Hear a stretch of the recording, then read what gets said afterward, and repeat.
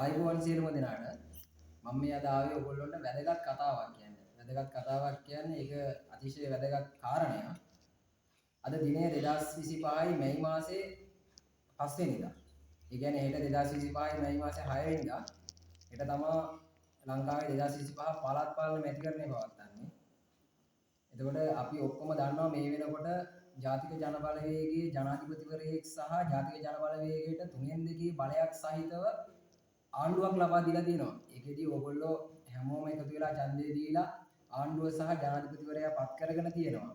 එතකොට ඊළඟට ලැබිලා තියෙන්නේ දැන් ඔය ප්‍රාදේශීය සභා, මහනගර සභා, නගර සභා යන පළාත් පාලන ආයතන වලට නියෝජිතයින් පත් කරගැනීමේ මැතිවරණය. ඒකෙදි අපි සරලව සඳහන් කරොත් ගමේ නියෝජිතයා සභාවට යවන මැතිවරණය තමයි හෙට තියෙන්නේ. අපි හැමෝගෙම හිතවත්තු නෑදෑයෝ අසල්වාසියෝ විවිධ පක්ෂ වලින් මේ මැතිවරණයට ඉදිරිපත් වෙනවා. ඒකෙදි අපි ජනාධිපති අනුර දිසානායක පත් කරගන්න කියලා හිතාගෙන ඡන්දෙ දුන්නා. ඒ වගේම පාර්ලිමේන්තුවට තවත් පිරිසක් පත් කරගන්න කියලා මාලිමාවට ඡන්දෙ දුන්නා. ඒ කාරණේ පසෙකට තියලා කොටසක් උදෙක් හිතනවා තමන්ගේ අසල්වාසියා තමන්ගේ ඥාතියා හිතවතා ප්‍රාදේශීය සභාවට යැවිය යුතුයි කියන තැන ඉඳගෙන හෙට දිනේ ඕගොල්ලෝ ඡන්දෙ පාවිච්චි කරනවා. අන්න ඒ කාරණේ සම්බන්ධව තමයි මම මේ විශේෂයෙන් පැහැදිලි කරන්නේ. එහෙම යැවීමේදී පවතින ගැටලුව තමයි දැනට විපක්ෂයේ සිටින පක්ෂවල മന്ത്രിවරු ඒගොල්ලෝ කරන්නේ ප්‍රාදේශීය සභාවට හෝ ඒ පළාත් පාලන ආයතනයට ගිහින් ඒගොල්ලෝ කරන්නේ විපක්ෂයේ භූමිකාව. විපක්ෂයේ භූමිකාව අද මාලිමාව විපක්ෂයේ හිටියත් ඒගොල්ලෝ කරන්නේ විපක්ෂයේ භූමිකාව තමයි.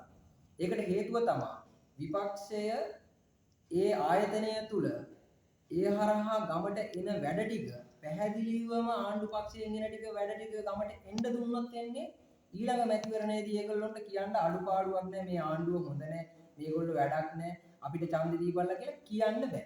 අන්න ඒ නිසා විපක්ෂය කරන්නේ ඒ සියලුම වැඩ ටික කඩාකප්පල් කරනවා. ඒක මාලිමාව හිටියත් එහෙම තමයි. ඒක කවුරුත් විපක්ෂයේ භූමිකාව විපක්ෂයේ සිට කරනවා. නමුත් දැන් වර්තමානයේ තියෙන ආණ්ඩු පක්ෂය මාලිමාව. ඒ කියන්නේ ජාතික ජන බලවේගය.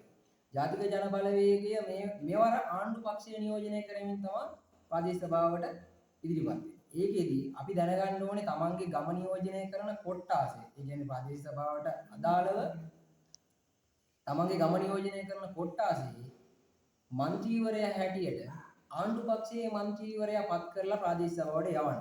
එහෙම යවුවොත් තමයි ආණ්ඩුව හරහා එන සියලුම ප්‍රතිපාදන සහ වැඩපිළිවෙළවල් ගමට ඒගොල්ලෝ අරන් ඉන්නේ. ඒ තුලින් තමන්ගේ ගම සංවර්ධනය වෙනවා.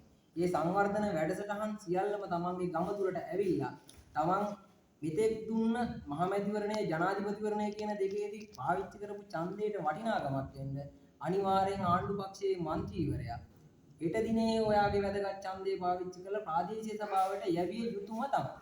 එහෙම නැති වුණොත් අර මම කියපු ඉස්සෙල්ලා කියපු කාරණේ තමයි සිද්ධ වෙන්නේ.